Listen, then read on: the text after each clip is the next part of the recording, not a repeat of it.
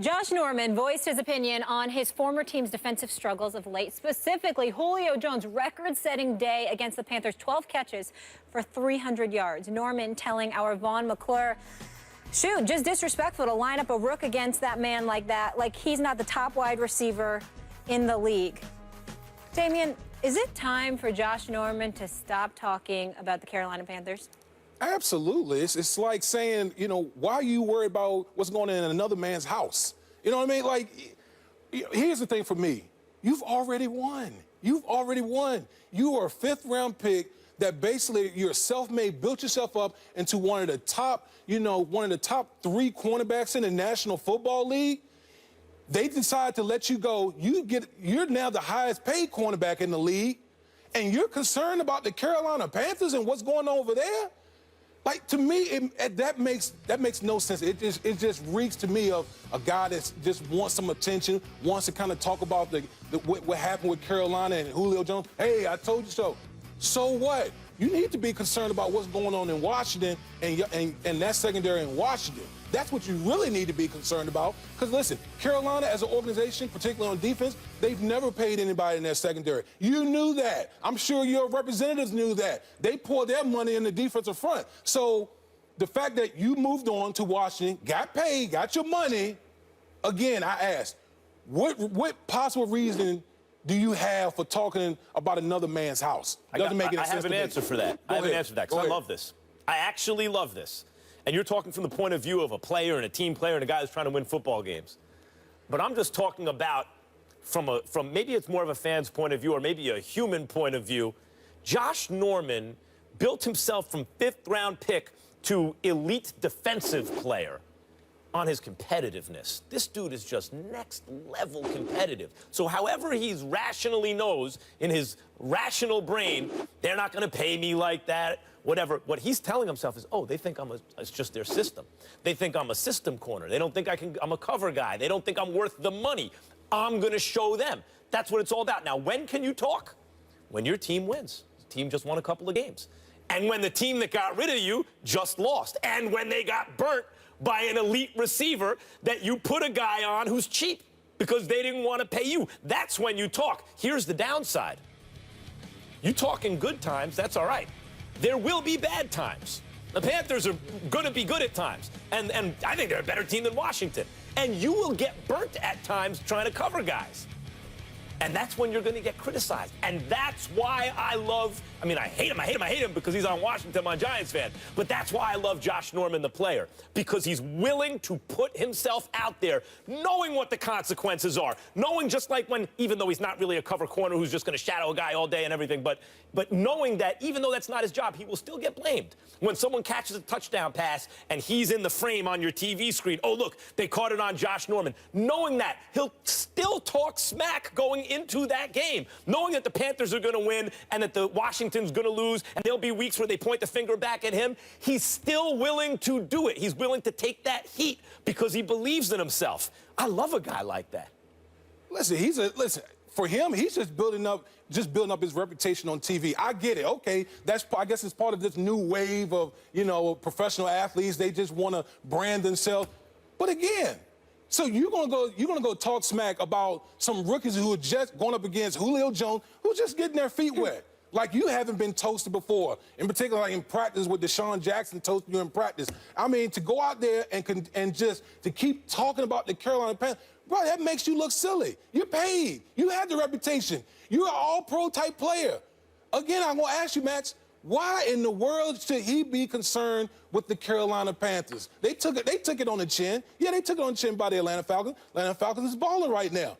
But again, Washington, he needs to be concerned about what the Redskins are doing as opposed to what some rookies in the Carolina Panthers secondary, what they're doing. He uses every little piece of motivation he can get. Now, I'm surprised at you, Damian Woody. I don't get into all these, I'm going to use this for a motivational ploy. Listen, the fact that I'm stepping on the field and I'm getting challenged by the guy across me, that's enough motivation in and of itself. Why do I need to be motivated by, the Carolina Panthers, they released me, or, some rookie got toasted by Julio Jones? Who cares? I remember in 1998, the Yankees had won 125 games and the World Series, and Derek Jeter was the biggest star in the world. I remember Jeter, who never stepped in it, right? Never said anything, saying after the season at one point, oh, they say we couldn't do it. And I thought, who said that? Everyone thought that you were going to win since you traded for Knobloch in the offseason. Everyone thought you were going to win 125 games.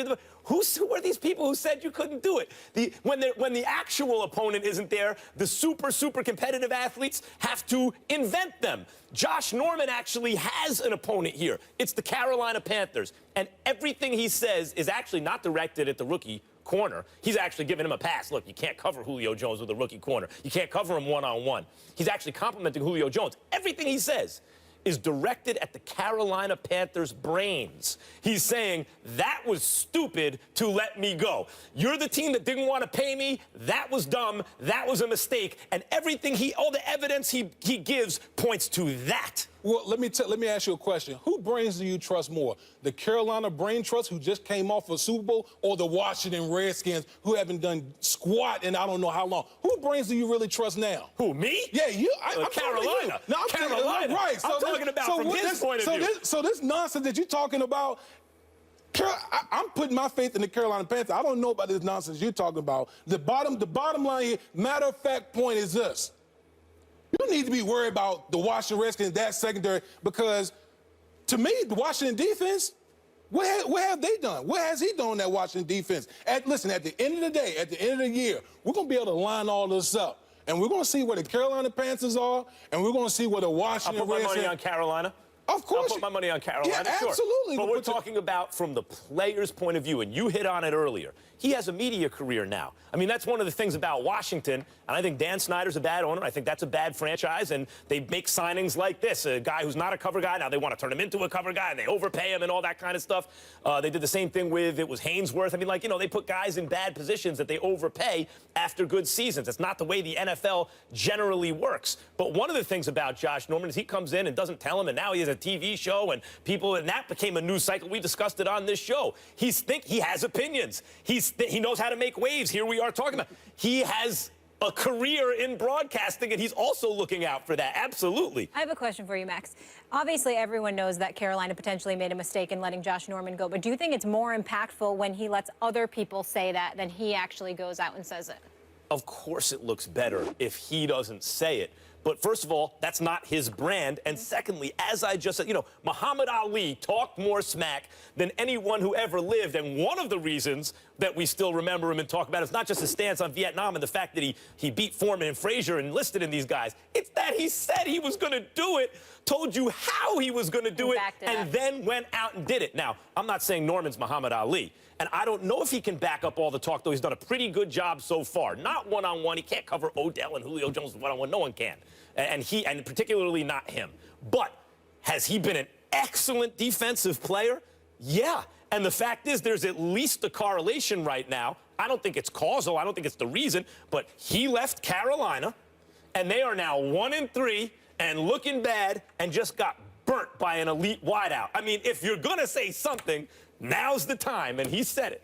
No question. I hope it holds up. Listen, after a Super Bowl, most teams have hiccups after the Super Bowl, you know, in particular a team that loses. So I just want to see how this whole thing plays out. Because right now you're yapping. You're doing a lot of talking right now off of one game. Mm-hmm. Man, don't let me see you getting roasted out there, because you better believe he knows. He knows. He knows if he's willing to take it. He's willing to take the heat. There was a great piece last night. I don't know if you guys saw it on E60. Lisa Salters did a whole interview with Josh Norman, his brother. It's really interesting. His whole journey, though, coming from the 5th round, what he did and everything he overcame. Definitely check that out. Stephen A. will be with us shortly, but coming up next.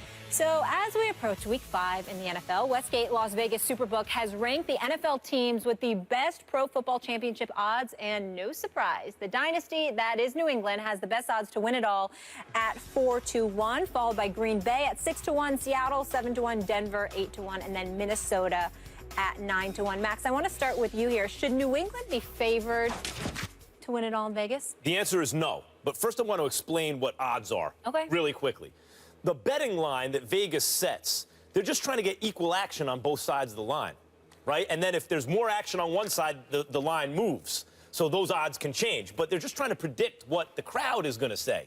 And if you read James Sirowicki's book, The Wisdom of Crowds, it explains why the line is so hard to beat. Because the crowd makes really good predictions. Everyone's wisdom put together, which is basically what a betting line is, will over time do better in terms of predicting things than the smartest member of the crowd. Think about that for a second. The dumb people actually make the crowd even smarter than the smartest person. It's weird that way. So the betting line says the Patriots, and that makes sense because most seasons in most sports we know who's going to be in the mix. The Spurs, not this year because of Kevin Durant, but most years the Spurs will be in the mix. If you set the Spurs, among the favorites, that's going to happen. Alabama, every year. And the Patriots fall into that category, obviously. Every year you want to sound pretty smart, pick the Patriots. They're going to be right in the mix. But how far do they get into that mix usually? Well, in recent years, that depends on the health of Gronk. Gronkowski's health determines that. Because Tom Brady, who, as I said, has at most a season and a half left. He could fall off the cliff any minute, given his age, is what happens in the NFL. But Tom Brady's greatness in recent years is his lightning-quick ability to read defenses and make great decisions with the ball. He reads things so quickly and makes such great decisions that they're always a playoff team. But when they advance in the playoffs, when they threaten to win a Super Bowl, is when he has a guy in Gronkowski that allows him to be less than perfect. Just chuck it in his direction. He'll come down with it. And when Gronk is on the field, the Patriots absolutely are among the maybe two favorites in the AFC. But when he's not, they're not. They're just not. And it's really early, and Gronk has already had health concerns this year, and given Brady's age and Gronk's health pattern, I don't think you can put them ahead of the Denver Broncos, who just won the Super Bowl last year, beat the Patriots in the playoffs, with Gronkowski, by the way, and has since then looked better. Their offense looks better. Their defense looks as good as ever. I wouldn't put them ahead of the Broncos, and that's just in the AFC, Damian. Oh, Max, let me break this down to you. And here's why I believe the Patriots should be favored. When you go back, first of all, let's start with this year. Let's start with this year alone. Here we are at the quartermark, New England 3-1 without Tom Brady. Mm-hmm. With Tom being suspended, what the Patriots were able to do, they were able to identify things that they could work on to become an even better team. You know what they've done? They've become an even better rushing team. Another thing that people don't talk about is their defense. They've always had an underrated defense. They got boatloads of talent on the defensive side of the football. They got their old offensive line coach back, Dante Scarnecchia, which has been a problem for the New England Patriots the past couple of years, the play up front. So when you combine all those things and the fact that they haven't really had to play Gronk because they've been doing so well. So all this time, Gronk has just been getting healthy. Now you enter into the equation Tom Brady, who we know is gonna come play with it like his hair is on fire. Why in the world would you favor a matchup between Tom Brady and Trevor Siemian? Who would you favor in that matchup? If independently, independently. If the question is Tom Brady better than Trevor Siemian? The answer is yes. Even when he's hurt, he's better than Trevor Siemian. And to me, the Patriots. But they're not playing each other. The Patriots are a better team this year than they were last year. I don't know. Because they got Bennett at tight end? No, because of the things I just said. So you're not listening to me right now? Listen, the Patriots, they have more balance offensively, and they're going to be even better when Tom Brady comes back. Gronk is going to come back. He's going to come back fresh. He's going to come back even healthier. Add him with Martellus Bennett and all the weapons that they had on offense. They got some good linebackers. They haven't even all been healthy yet. All that is true. Right. All that's true. So for me, I'm not going to say that the Denver Broncos are better than the New England Patriots when the Patriots 3-1 playing with second and third string quarterbacks out there. You got the best head coach in NFL history in Bill Belichick. This team is markedly better than they were last year.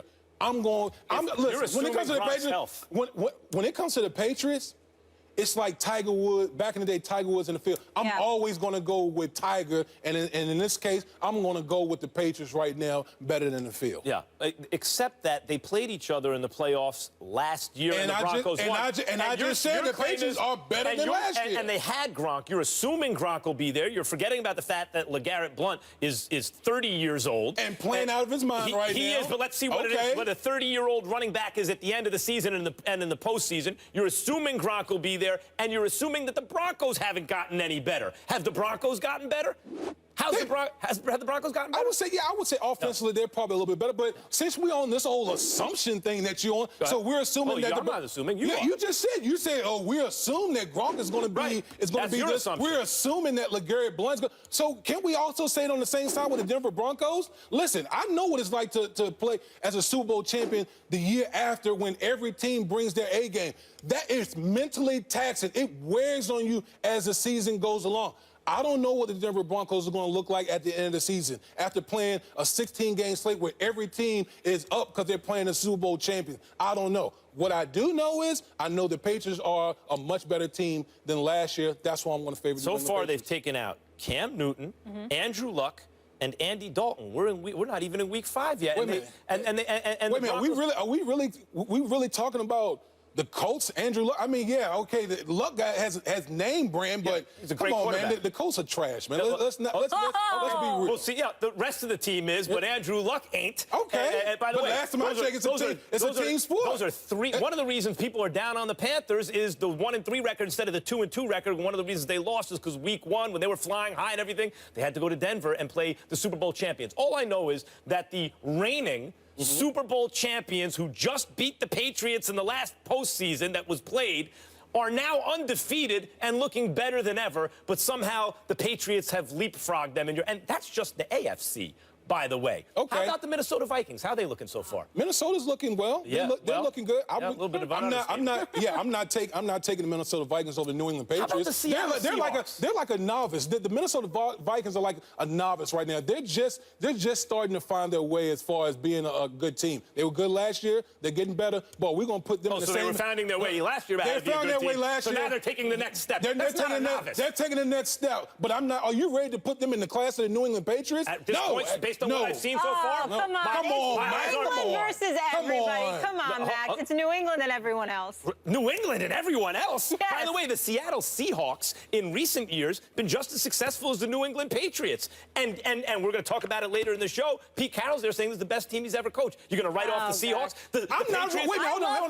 Listen, I'm not writing off anybody. I'm just making my case as to why I feel the Patriots should be the favorites Basically, what everyone's argument on the Patriots was, and it was mine too, until I saw what the Broncos, the Broncos after a certain time would say, okay, I got to back off that, is that, look at them. They're 3-1 even without Tom Brady. Just imagine, we're projecting forward and imagining what they're going to be with Tom Brady, and therefore we're giving them the credit that they have not yet earned this season and leapfrogging them over another team that has earned that credit this season and last. And here's what we got to go to break, guys. Say your last. You have a quick last point? I want to say this about Denver Broncos and Trevor Siemian. We're at the quarter mark. Everyone has tendencies. Yep. Let's see how he adjusts now.